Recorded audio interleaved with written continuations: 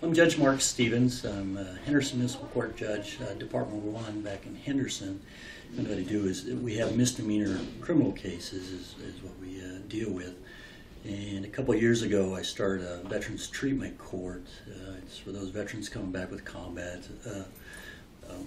issues such as PTSD, traumatic brain injuries, drug and alcohol addictions, and some of them are from the current campaigns as well as Vietnam and even Korea and back then. But a couple of years ago, the public defender approached me and we talked about it and decided that not a lot was going on with veterans treatment courts in the Valley, and there's certainly we needed to deal with the issue. And it's been tremendously successful. I had high hopes for it, but certainly not expectations it would make as much of a difference in individuals' lives and get them back on track as I've seen.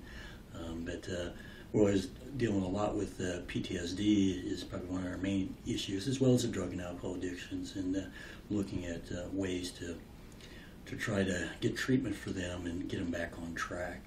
And the program is typically a year long, but it can be longer, up to 2 years in getting through the program. And so that's pretty much what I'm working on right now. Every Thursday afternoon at 2 o'clock is our Veterans Treatment Court. The other courts, I guess, refer their veterans to my program. And it's a voluntary program. They have to want to change their life and get their life back on track. And so all the other courts in Henderson there, they refer their cases to my department for Thursday afternoon. Judge, tell us about how PTSD has led some of the defendants to come before you. Well, you have to realize sometimes with the PTSD, they're not sleeping at night. It has a lot of issues associated with it. They're having nightmares, and sometimes it actually puts them in that position because they react because of the PTSD, and that gets them in that position. And we can't cure that, but what we can do is get them coping skills. But a lot of times they end up in my court because of PTSD, and then they sometimes start self-medicating with drugs and alcohol, and then it's a combination of the effects that lead them to my court, which, like I indicated, it's just misdemeanors. We're not dealing with felony in my court. And Steve, share with us from your experience how PTSD can affect the lives and the thought process of some veterans and how they could end up in front of a judge. Well, when I got out of the Marine Corps after the Gulf War, there wasn't any type of processing of veterans to try to glide them into civilian populace. When veterans got out the military, they just got out the military cold turkey. There was no coping skills or how to deal with any type of post-traumatic stress disorder as far as dealing from military to civilian life, as far as combat to civilian life. So when veterans come out of the military, especially from combat, they try to self-medicate, like the judge was saying. They go to alcohol, they go to drugs, they go to sex, they go to violence, they go to anything that's going to make them forget about what happened while they were in the in combat, try to suppress certain type of memories.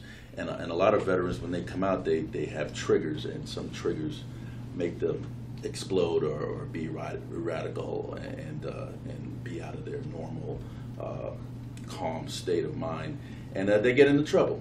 And a lot of the troubles they get into is road rage, domestic violence.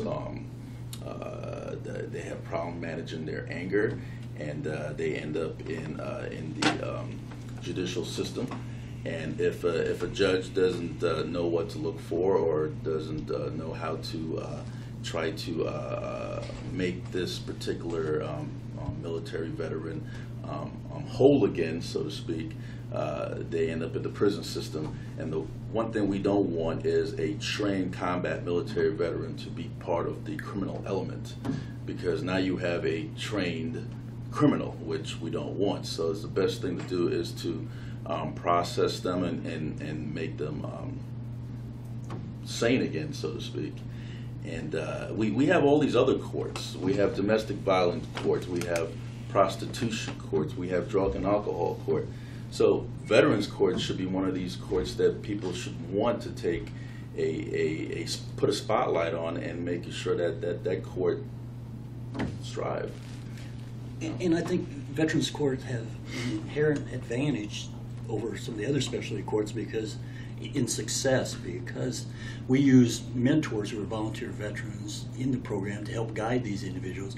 You have that sense of camaraderie with the fellow veterans, my prosecutor, my public defender, and I'm also a former Marine as well, or not a former Marine. I'm a Marine, no longer active duty, but we're all veterans in there helping veterans, and they thrive on the structure and getting some, and with the counseling, and I think we have a much higher success rate than other specialty type courts, just because of the nature of the veterans themselves and getting them back on track. So that, at least that's my experience with this Veterans Treatment Court. Far more successful than I ever envisioned. So. Vance, tell us about the Veterans Internal Health Program and some of the benefits that the veterans are going to receive by participating.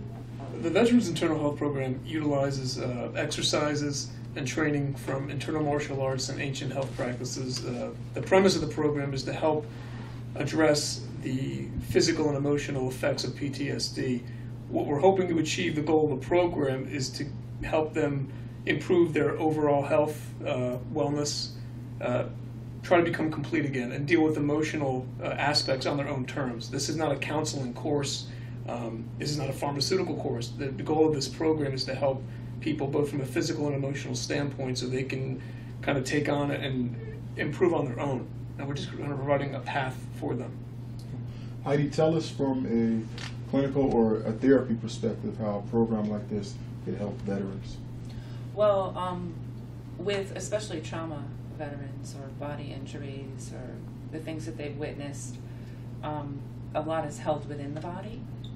So physical movement and trauma is essential to healing trauma with any forms of trauma, because what happens with the trauma is that it gets stuck in the body, and then movement is a natural healer.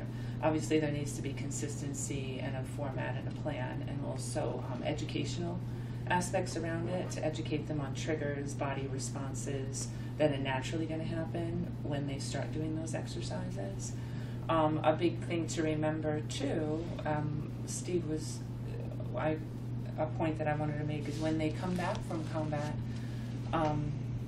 they don't even realize they have PTSD yet.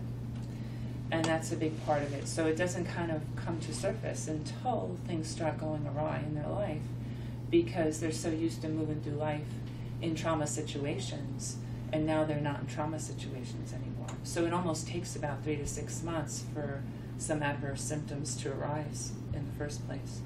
So a big part of going together with the court system, the exercise, and organizing programs is to realize that and educate and have them be processed as soon as they're coming back, and make that more mandatory, I think, on the front end, coming back.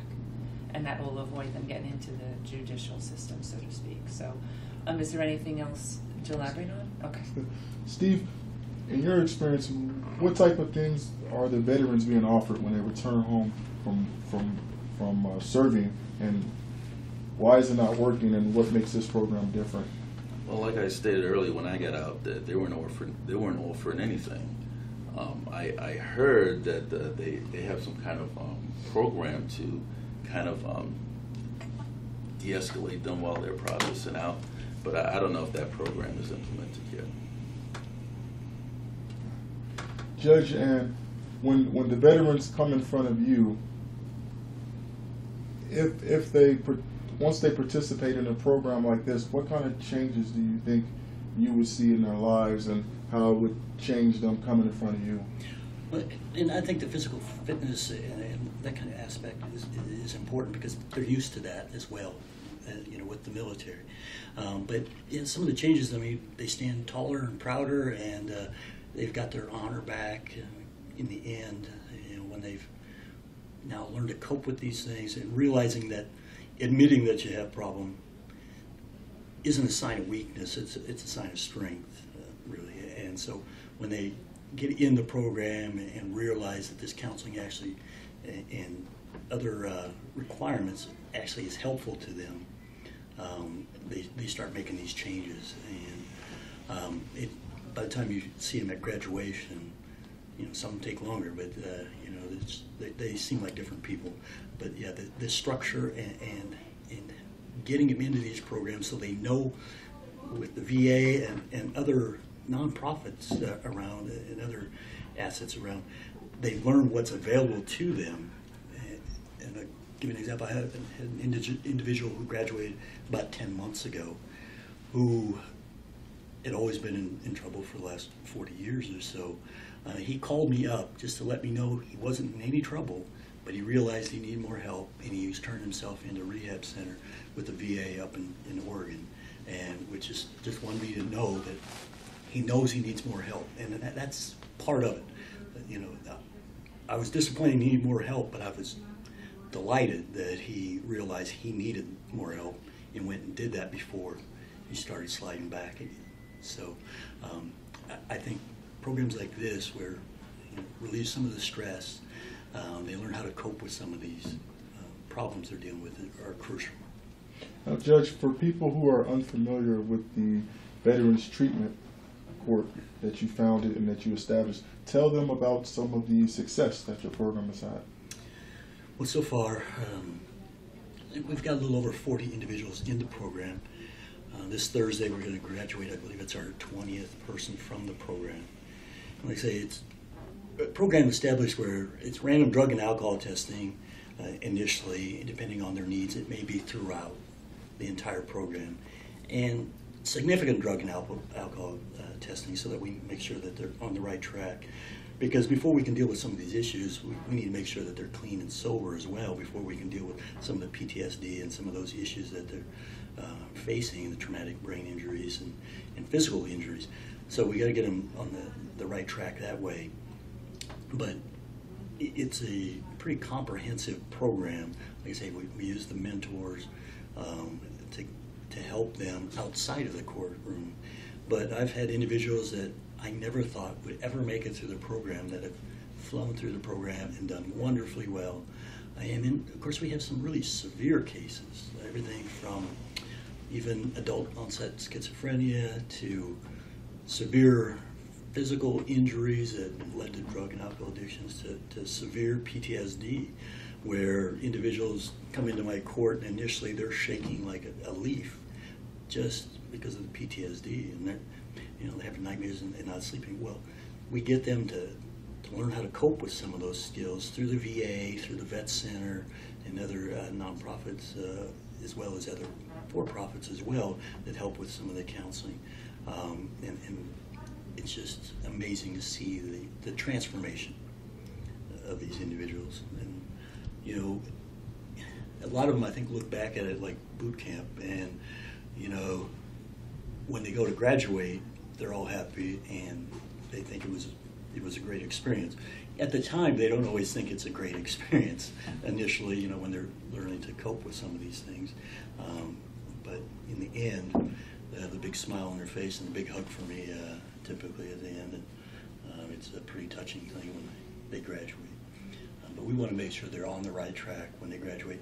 The great thing is with the VA and some of these other services is once they get used to the counseling and they see the improvement in how they're dealing with everything, they still have those assets when they leave. And so when they graduate from the program, we like to keep track of them basically as an alumni, but at least they still have those assets when they leave. They know they've got this VA counselor that they have grown to know and appreciate and like, and they can use him throughout whenever they need him after the program's over.